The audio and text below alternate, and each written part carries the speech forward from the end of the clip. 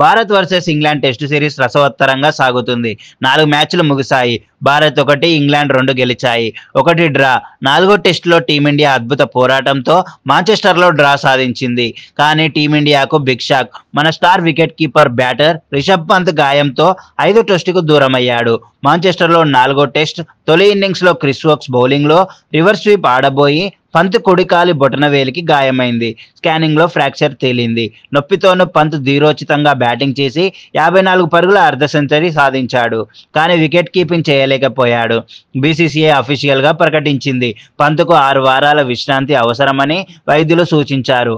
అతడి స్థానంలో Tamil Nadu wicket keeper batter జగదీశన్ను జట్టులోకి తీసుకున్నారు. 5వ టెస్ట్ ఆగస్టు 31 నుంచి లండన్లోని ఓవల్లో జరగనుంది.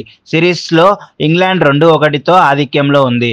భారత్ ఈ మ్యాచ్ గెలిస్తే సిరీస్ సమం. పంత్ లేకపోయినా జడేజా, సుందర్, గిల్ వంటి ఆటగాళ్లతో టీమిండియా పోరాటం చేస్తుంది. లండన్లో చారిత్రక విజయం సాధిద్దాం.